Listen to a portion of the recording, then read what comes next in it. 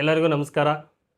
ನಾನು ರಮೇಶ್ ಮಡಿವಾಳ್ ಬಂದಗದ್ದೆ ಅಂತೇಳಿ ರಾಜ್ಯ ಅಸಂಘಟಿತ ಕಾರ್ಮಿಕ ಸಂಘದ ಜಿಲ್ಲಾಧ್ಯಕ್ಷ ಕೆಲಸ ಮಾಡ್ತಾಯಿದ್ದೀನಿ.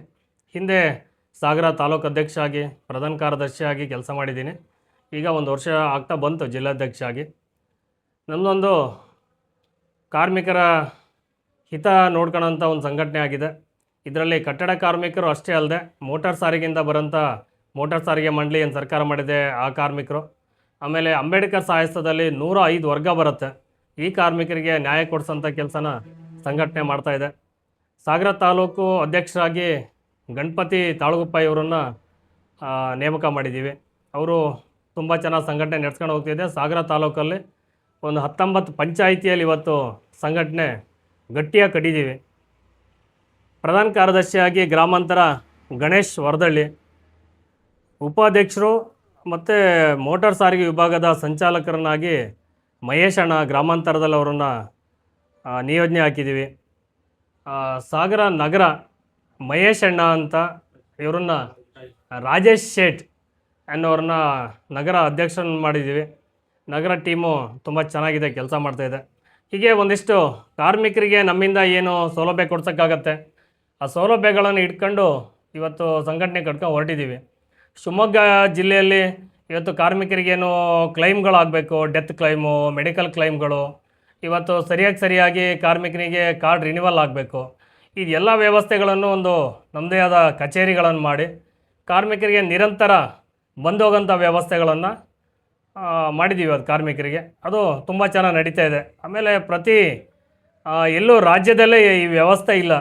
ಒಬ್ಬ ಕಾರ್ಮಿಕನ ಕಾರ್ಡು ರಿನಿವಲ್ ಮಾಡಿದ ಮೇಲೆ ಅವ್ನು ರಿನಿವಲ್ ಆಯಿತೋ ಆಗಲ್ಲೋ ಅನ್ನೋದು ಗೊತ್ತಾಗಲ್ಲ. ಹಾಗಾಗಿ ನಮ್ಮ ಕಚೇರಿಯಲ್ಲಿ ನಾವು ಕಸ್ಟಮರ್ ಕೇರ್ ಥರ ಕಸ್ಟಮರ್ ಕೇರ್ ಮಾಡಿದ್ದೀವಿ. ಪ್ರತಿ ವರ್ಷ ನಾವೇ ಕಾರ್ಮಿಕನಿಗೆ ಫೋನ್ ಮಾಡಿ ನಿನ್ನ ಕಾರ್ಡ್ ರಿನಿವಲಿ ಬಂದಿದೆ ಬಾ ಅಂತೇಳಿ 15 ದಿನ ಮುಂಚೆ ನಾವೇ ಕರೆದು ರಿನಿವಲ್ ಮಾಡೋಂಥ ಕೆಲಸನ ಕಾರ್ಮಿಕರಿಗೆ ಎಷ್ಟು ಅನುಕೂಲ ಆಗುತ್ತೆ ಆ ಅನುಕೂಲ ಸಂಪೂರ್ಣವಾಗಿ ಮಾಡಿದ್ದೀವಿ. ಸಾಗರ ತಾಲೂಕಿನಲ್ಲಿ ಕಾರ್ಮಿಕ ಇಲಾಖೆಯಲ್ಲಿ ಸರಿಯಾಗಿ ಕೆಲಸ ಮಾಡ್ತಾ ಇಲ್ಲ ಇಲಾಖೆಯಲ್ಲಿ ಅಧಿಕಾರಿ ಮತ್ತೆ ಅವರು DO ಅವರನ್ನ ಬದಲಾಯಿಸಬೇಕು ಅನ್ನೋದು ಒಂದು ಕೂಗಿದೆ. ಅದ್ರ ಬಗ್ಗೆ ತಾವು ತಮ್ಮ ಸಂಘಟನೆಯಿಂದ ಏನು ಹೇಳಕ್ ಬಯಸ್ತೀವಿ? ನೋಡಿ ಸರ್, ನಮ್ಮದು ರಾಜ್ಯ ಅಸಂಘಟಿತ ಕಾರ್ಮಿಕರ ಸಂಘದಿಂದ ನಾವು ಯಾವುದೇ ಅಧಿಕಾರಿನ ಬದಲಾವಣೆ ಮಾಡಿ ಅಂತ ಹೇಳೋದು ಇಲ್ಲ, ಬದಲಾವಣೆ ಮಾಡಬೇಡ್ರಿ ಅಂತಲೂ ಹೇಳೋಲ್ಲ. ಯಾಕೆ ಅಂತಂದರೆ ನಮಗೆ ಕಾರ್ಮಿಕರಿಗೆ ಒಂದು ಕೆಲಸ ಆಗಬೇಕು, ಕೆಲಸ ಆಗ್ತಿದೆ. ನಮ್ಮ ಕೆಲಸಗಳು ಯಾವುವು ಪೆಂಡಿಂಗೂ ಆಗಿಲ್ಲ. ಯಾವುದೇ ನಾವು ಅಧಿಕಾರಿಗಳನ್ನು ತುಂಬ ನಮಗೆ ಏನು ಕೆಲಸ ಬೇಕು ಅಷ್ಟಕ್ಕೆ ನಾವು ಅದನ್ನು ಮಾತಾಡ್ತಿದ್ದೀವಿ ಬಿಟ್ಟರೆ ನಾವು ಫೇಕ್ ಕಾರ್ಡ್ಗಳನ್ನು ಮಾಡೋಲ್ಲ. ನಮಗೆ ಫೇಕ್ ಕಾರ್ಡ್ ಮಾಡೋಂಥ ಅವಶ್ಯಕತೆಯೂ ಇಲ್ಲ. ನಾವು ನಿಜವಾದ ಕಾರ್ಮಿಕನಿಗೆ ನ್ಯಾಯ ಕೊಡಿಸೋಂಥ ಕೆಲಸದಲ್ಲಿದ್ದೀವಿ. ಹಾಗಾಗಿ ಅಧಿಕಾರಿಗಳನ್ನು ಬದಲಾವಣೆ ಮಾಡಿ ಬೇರೆಯವ್ರು ಬಂದರೆ ಇಲ್ಲೇನೋ ಬದಲಾವಣೆ ಆಗಿಬಿಡತ್ತೆ, ಇದು ಯಾವುದೇ ಇದರಲ್ಲಿ ನಾವಿಲ್ಲ ಸರ್. ಈ ಕಾರ್ಮಿಕರಿಗೆ ಕೊಡ್ತಕ್ಕಂತಹ ಏನು ಮೆಟೀರಿಯಲ್ ಏನಿದೆಯಲ್ಲ ಅದು ಕಳಪೆ ಆಗಿದೆ ಅನ್ನೋದು ದೂರಿದೆ ಕಾರ್ಮಿಕರು. ಅದನ್ನ ಯಾಕೆ ತಾವು ಅದನ್ನ ವಿರೋಧ ಮಾಡ್ತಾ ಇಲ್ಲ? ಕಾರ್ಮಿಕರಿಗೆ ಕೊಟ್ಟಿರೋಂಥ ಕಿಟ್ಗಳು ಇದು ಕಳಪೆ ಆಗಿದೆ, ಇದನ್ನು ನೀವು ಕೊಡಬಾರ್ದಿತ್ತು ಅನ್ನೋದಕ್ಕೆ ನಾವು ಈಗಾಗಲೇ ನಾವೆಲ್ಲಿ ವರದಿ ಕೊಡಬೇಕು ನಾವು ಅದನ್ನು ಕೊಟ್ಟಿದ್ದೀವಿ. ನಾವು ಯಾವುದೇ ಸ್ಟೇಟ್ಮೆಂಟ್ ಮುಖಾಂತರ ಬಂದಿಲ್ಲ ಬಿಟ್ಟರೆ ನಾವು ಕಿಟ್ಟನ್ನು ಕೈಯಲ್ಲಿ ಮುಟ್ಟಿದ್ದೀನೇ ನಾವೆಲ್ಲಿ ಅರ್ಜಿ ಕೊಡಬೇಕು, ಎಲ್ಲಿ ಕಳಿಸ್ಬೇಕು ಅದನ್ನು ಕಳಿಸ್ಕೊಟ್ಟಿದ್ದೀವಿ. ನಾವು ಈ ಕಿಟ್ಟಿನ ವಿಚಾರದಲ್ಲಿ ಯಾವುದೇ ನಮ್ಮದೇನು ರಾಜಿ ಇಲ್ಲ. ಸರ್ಕಾರ ಕಿಟ್ ಕೊಡೋದೇ ತಪ್ಪು, ಕಿಟ್ಟನ್ನು ಕೊಡಲೇಬಾರ್ದು. ಹಿಂದೆ ಕೊಟ್ಟಿರೋಂಥ ಕಿಟ್ಗಳು ಸಗಣಿ ಬಾಚಕ್ಕೆ ಬಂದಿರೋಂಥ ವಸ್ತುಗಳಾಗಿದ್ದು ಬಿಟ್ಟರೆ ಕರ್ಣಿಗಳು, ಅದು ಕಾರ್ಮಿಕನಿಗೆ ಕೆಲಸ ಮಾಡೋಂಥ ಕಿಟ್ಗಳು ಯಾವುದೂ ಬಂದಿಲ್ಲ. ಈ ಮೊನ್ನೆ ಕೊಟ್ಟಿರೋದು ಸಹಿತ ಫೇಕು. ಅದರಲ್ಲಿ ಒಂದು ಹ್ಯಾಟ್ ಬಿಟ್ಟರೆ ಹಿಂದೆ ಕೊಟ್ಟಿರೋ ಹ್ಯಾಟಿಗೂ ಇವತ್ತು ಕೊಟ್ಟಿರೋ ಹ್ಯಾಟಿಗೂ ತುಂಬ ಡಿಫ್ರೆನ್ಸ್ ಇದೆ. ಇದ್ರ ಬಗ್ಗೆ ನಮ್ಮದು ವಿರೋಧ ಇದೆ. ನಾವು ಇದಕ್ಕೆ ಎಲ್ಲಿ ವಿರೋಧ ಮಾಡಬೇಕು ಅಲ್ಲಿ ಮಾಡಿದ್ದೀವಿ. ಜಿಲ್ಲಾಧಿಕಾರಿಗಳ ಗಮನಕ್ಕೆ, ಜಿಲ್ಲಾ ಕಚೇರಿಗಳಿಗೆ ನಾವು ಇದನ್ನು ವರದಿ ಸಂಪೂರ್ಣವಾಗಿ ಮುಡಿಸಿದ್ದೀವಿ.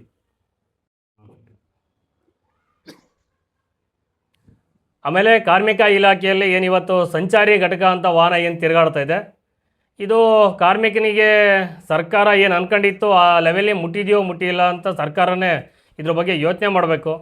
ಇದು ಸರಿಯಾದ ಕಾರ್ಮಿಕನಿಗೆ ಮುಟ್ತಾ ಇಲ್ಲ. ಯಾರು ಕಾರ್ಮಿಕ ಅದರಿಂದ ಟ್ರೀಟ್ಮೆಂಟು ತಗೊಂಡಿಲ್ಲ, ಯಾರಿಗೂ ಅದರಿಂದ ಒಳ್ಳೆಯದು ಸಹಿತ ಆಗಿಲ್ಲ. ಸುಮ್ಮನೆ ತಿರುಗಾಟ ಮಾಡಿ ಅವರಿಗೆಲ್ಲೋ ಒಂದಿಷ್ಟು ಇಲಾಖೆ ಇದರಲ್ಲಿ ಒಂದಿಷ್ಟು ದುಡ್ಡು ಹೊಡಿತಾ ಇದೆ ಅನ್ನೋದನ್ನು ಬಿಟ್ಟರೆ ಬೇರೆ ರೀತಿಯಲ್ಲಿ ಯಾವುದೇ ಕೆಲಸ ಕಾಮಗಾರಿಗಳು ಆಗಿಲ್ಲ. ಆದರೆ ಕಾರ್ಮಿಕ ಇಲಾಖೆ ಕೆಲವೊಂದಿಷ್ಟು ತಪ್ಪುಗಳಿದೆ, ಇದನ್ನು ಕಾರ್ಮಿಕ ಇಲಾಖೆ ಸರಿ ಮಾಡ್ಕೊಬೇಕು. ಈ ಕಿಟ್ ಕೊಡೋಂಥ ವ್ಯವಸ್ಥೆಯಲ್ಲಿ ಈ ಥರ ಕಿಟ್ಗಳನ್ನು ಕೊಡೋದಕ್ಕಿಂತ ನಮ್ಮ ಸಂಘಟನೆ ನಾವೊಂದು ಯೋಚನೆ ಮಾಡಿದ್ದೀವಿ ಹಿಂದೆನೇ ಸಹಿತ. ಹಿಂದೆ ಹೆಬ್ಬಾರು ಸಚಿವರು ಇರ್ಬೇಕಾದ್ರೆ ಒಂದು ಸ್ಕೂಲ್ ಕಿಟ್ ಅಂತ ಕೊಟ್ಟಿದ್ದರು. ಅದು ಮಕ್ಕಳಿಗೆ ಎಷ್ಟು ಅನುಕೂಲ ಆಗಿತ್ತು ಅಂತಂದರೆ ಒಂದೊಂದು ಮಕ್ಕಳು 2 ವರ್ಷ ಅದನ್ನು ಓದಿದ್ದಾರೆ. ಆ ರೀತಿಯಲ್ಲಿ ಪ್ರತಿ ಜೂನ್ ತಿಂಗಳಲ್ಲಿ ಸ್ಕೂಲ್ ಕಿಟ್ ಕೊಡೋಂಥ ವ್ಯವಸ್ಥೆ ಮಾಡಲಿ. ಆಮೇಲೆ ಕಾರ್ಮಿಕ ಇಲಾಖೆ ಇವತ್ತು ಕಾರ್ಮಿಕರಿಗೆ ಬೇಕಾದಂಥ ಒಂದಿಷ್ಟು ಸವಲತ್ತುಗಳನ್ನು ಕಟ್ಟಡ ಕಾರ್ಮಿಕರಲ್ಲಿ ತಂದಿದೆ. ಏನು ತಂದಿದೆ ಅಂತಂದರೆ, ಹಿಂದೆ ಒಬ್ಬ ಕಾರ್ಮಿಕ ಡೆತ್ ಆದರೆ ಬರೀ 70,000 ರೂಪಾಯಿ ಸಿಗ್ತಿತ್ತು, ಇವತ್ತು 1.5 ಲಕ್ಷ ರೂಪಾಯಿ ಸಿಗ್ತಾಯಿದೆ. ಒಬ್ಬ ಕಾರ್ಮಿಕ ಆಕ್ಸಿಡೆಂಟ್ ಡೆತ್ ಆಗಿ ಅಥವಾ ಬಿಲ್ಡಿಂಗಿಂದ ಬಿದ್ದು ತೀರೋದ್ರೆ ಆ ಕಾರ್ಮಿಕನಿಗೆ ಒಂದು 5 ಲಕ್ಷ ರೂಪಾಯಿ ಸಿಗ್ತಾಯಿತ್ತು ಹಿಂದೆ, ಇವತ್ತು 8 ಲಕ್ಷ ರೂಪಾಯಿ ಸಿಗ್ತಾಯಿದೆ. ಇದು ಬರೀ ಮಾತಲ್ಲ, ಈಗಾಗಲೇ ಇಡೀ ಜಿಲ್ಲೆಯಲ್ಲಿ ಹೆಚ್ಚು ಕಮ್ಮಿ ಒಂದು 5 ಕುಟುಂಬಕ್ಕೆ ನಾವು ಈಗಾಗಲೇ 1.5 ಲಕ್ಷ ರೂಪಾಯಿಯಿಂದ ಸಹಜ ಸಾವಾಗಿರೋ ಕುಟುಂಬಕ್ಕೆ ಅವ್ರ ಅಕೌಂಟಿಗೆ ದುಡ್ಡು ಹೋಗಿದೆ, ಆ ದುಡ್ಡನ್ನು ಕೊಡಿಸಿದ್ದೀವಿ. ಡೆತ್ ಕ್ಲೈಮಿಗೆ ಆಕ್ಸಿಡೆಂಟಲ್ ಡೆತ್ ಆಗಿರೋ ಕ್ಲೈಮ್ಗಳನ್ನು ಈಗಾಗಲೇ ನಾವು ಹಾಕಿದ್ದೀವಿ. ಇದಕ್ಕೂ ಸಹಿತ ದುಡ್ಡನ್ನು ಸದ್ಯದಲ್ಲಿ ಅದು ಕ್ಲೈಮ್ ಆಗುತ್ತೆ. ಇನ್ನು ಮದುವೆ ಕ್ಲೈಮ್ಗಳು ಆಗ್ತಾ ಇದ್ದಾವೆ.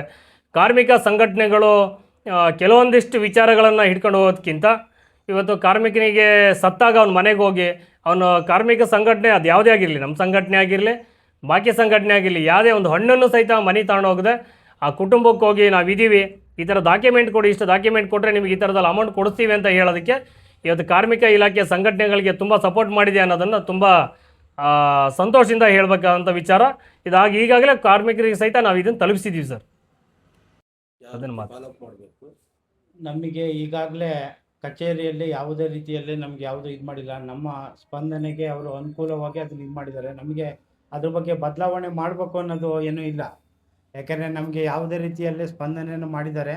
ನಾವು ಯಾವುದೇ ರೀತಿಯಲ್ಲೂ ಅವರಿಂದ ಇದು ಮಾಡಿಲ್ಲ. ಎಲ್ಲದಕ್ಕೂ ಸ್ಪಂದನೆ ಕೊಟ್ಟಿದ್ದಾರೆ ನಮ್ಮ ಈ ಇಲಾಖೆಯವರು. ಹಾಗೆ ಮತ್ತು ನಾವು ಕೆಲವೊಂದು ಕ್ಲೇಮ್ಗಳಿಗೆ ನಾವು ಆನಂದಪುರದಲ್ಲಿ ಒಂದಿಷ್ಟು ಕ್ಲೇಮ್ಗಳ ಅದ್ರ ಬಗ್ಗೆ ನಾವೆಲ್ಲ ಹೋಗಿದ್ವಿ. ಅವ್ರ ಮನೆಗೆಲ್ಲ ಹೋಗಿ ಅದನ್ನೆಲ್ಲ ವಿಚಾರಗಳೆಲ್ಲ ಮಾಡಿದಾಗ ಆ ಕ್ಲೇಮಿಗೆ ಸಂಬಂಧಪಟ್ಟ ಅಧಿಕಾರಿಗಳಿಗೆ ಮಾತಾಡಿದಾಗಲೂ ನಮ್ಗೆ ಒಳ್ಳೆ ರೆಸ್ಪಾನ್ಸ್ ಎಲ್ಲ ಮಾಡಿದ್ದಾರೆ. ಹಾಗಾಗಿ ನಮಗೇನು ಬದಲಾವಣೆ ಏನೋ ಅವಶ್ಯಕತೆ ಇಲ್ಲ ಅನಿಸುತ್ತೆ. ಅಲ್ಲ, ಅಧಿಕಾರಿಗಳ ಬದಲಾವಣೆ ಅನಿವಾರ್ಯ ಅಂತೇಳಿ ಕೂಗು ಇದೆ, ಅದರ ನೇರ ಆರೋಪ ಏನು? ಅಲ್ಲ, ನಮಗೇನು ಅವರೇನು ಅಂದರೆ ಈಗ ನಮಗೆ ಅದು ಸ್ಪಂದನೆ ಮಾಡಿಲ್ಲ ಅಂದಾಗ ಮಾತ್ರ ನಾವು ಅದ್ರ ಬಗ್ಗೆ ಯೋಚನೆ ಮಾಡಬೇಕಾಗತ್ತೆ.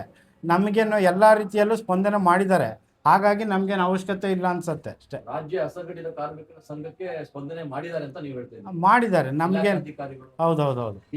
ಡಿಇಒ ಬದಲಾವಣೆ ಇದೆ, ಹಾಂ, ಬದಲಾವಣೆ ಕೂಗು ಕೇಳಿ ಬರ್ತಾ ಇದೆ. ಅದ್ರ ಬಗ್ಗೆ ಏನು ಹೇಳ್ತೀರಿ? ಸಾಕಷ್ಟು ವರ್ಷದಿಂದ ಅವ್ರು ಇಲ್ಲಿ ಇದ್ದಾರೆ, ಠಿಕಾಣಿ ಹೂಡಿದ್ದಾರೆ ಅಂತ ಒಂದು ಆರೋಪ ಇದೆ. ಅದ್ರ ಬಗ್ಗೆ ತಾವು ನೇರವಾಗಿ ಏನು? ಅಲ್ಲ, ಆರೋಪ ಈಗ ನಮಗೂ ಕೇಳಿ ಬಂದಿದೆ, ಆದರೆ ಅದ್ರ ಬಗ್ಗೆ ನಾವೇನು ಇದು ಮಾಡಿಲ್ಲ. ಯಾಕಂದರೆ ಈಗ ಏನಾದರೂ ಅದ್ರ ಬಗ್ಗೆ ನಮಗೆ ಸಹಕರಿಸಿಲ್ಲ ಅಂದಾಗ ನಾವು ಅದ್ರ ಬಗ್ಗೆ ಇದು ಮಾಡಬೇಕಾಗತ್ತೆ. ನಮ್ಗೆ ಆ ರೀತಿ ಏನೂ ಇದಿಲ್ಲ. ಅಂದರೆ ನಿಮ್ಮ ಸಂಘಟನೆಗೆ ಸಹಕರಿಸ್ತಾ ಇದ್ದಾರೆ ಅಂತ? ಹಾಂ, ಸಹಕರಿಸಿದ್ದಾರೆ. ನಾವು ಯಾವುದೇ ಕ್ಲೇಮ್ಗಳಾಗಲಿ ಏನೇ ಆಗಲಿ ನಾವು ಅದಕ್ಕೆ ಏನು ಕೇಳಿದ್ವಿ ಅದಕ್ಕೆ ಸ್ಪಂದನೆ ನೀಡಿದ್ದಾರೆ. ಇಲಾಖೆ ಅಧಿಕಾರಿಗಳು ಏನೋ ಇವತ್ತು ಕೆಲಸ ಮಾಡ್ತಾ ಇದ್ದಾರೆ. ನಮ್ಮ ಸಮಸ್ಯೆಗಳನ್ನು ಬಂದಾಗ ನಾವು ಕೆಲವೊಂದು ವಿಚಾರಗಳನ್ನು ನಾವು ಪ್ರೆಸ್ ಮುಂದೆ ಬಂದಿಲ್ಲ, ನಾವು ಅಲ್ಲೇ ಕೂತು ನಮಗೆ ಬಂದಿರೋಂಥ ಕಾರ್ಮಿಕರೇ ಆದಂಥ ಸಮಸ್ಯೆಗಳನ್ನು ಬಗೆಹರಿಸ್ಕೊಂಡಿದ್ದೀವಿ. ಮುಂದೊಂದು ದಿನ ಇಲಾಖೆ ಅಥವಾ ಅವರು ಇನ್ಸ್ಪೆಕ್ಟರ್ ಆಗಿರ್ಬೋದು ಅಥವಾ ಅವ್ರ ತೆಳಗೆ ಕೆಲಸ ಮಾಡೋಂಥ ಅಧಿಕಾರಿ ಯಾರೇ ಆಗಿದ್ದರೂ ಸಹಿತ ಅಂಥ ಸಂದರ್ಭಗಳನ್ನು ನಮ್ಮ ಕೆಲಸಗಳು ಕಾರ್ಮಿಕನಿಗೆ ಏನಾದ್ರು ಮೋಸ ಆಯಿತು ಅಂತ ಕಂಡಾಗ ಸಂಪೂರ್ಣವಾಗಿ ಇದನ್ನು ಖಂಡಿಸ್ತೀವಿ. ಅವ್ರ ವಿರುದ್ಧ ಪ್ರತಿಭಟನೆ ಮಾಡೋಕ್ಕೂ ಸಹಿತ ನಾವು ನಮ್ಮ ರಾಜ್ಯ ಅಸಂಘಟಿತ ಕಾರ್ಮಿಕರ ಸಂಘಟನೆ ಯಾವತ್ತೂ ರೆಡಿ ಇರುತ್ತೆ. ಆದರೆ ಇಲ್ಲಿ ತನಕ ನಮಗೆ ಅಂಥ ತಪ್ಪುಗಳು ಕಂಡಿಲ್ಲ. ನಾವು ಹಂಗಾಗಿ ಅವ್ರ ಮೇಲೆ ಯಾವುದೇ ನಮ್ಮ ಆರೋಪಗಳನ್ನು ನಾವು ಮಾಡ್ತಾ ಇಲ್ಲ. ಅಂಥ ಆರೋಪಗಳು ತುಂಬ ಕಂಡು ಬಂದಾಗ ಸಂಪೂರ್ಣವಾಗಿ ಅವ್ರ ವಿರುದ್ಧವೂ ನಾವು ಇದ್ದೀವಿ ಅನ್ನೋದನ್ನು ಇದು ಎಚ್ಚರಿಕೆಯಾಗಿ ಅದನ್ನು ಒಂದು ಸ್ಟೇಟ್ಮೆಂಟನ್ನು ಕೊಟ್ಟಿದ್ದೀನಿ.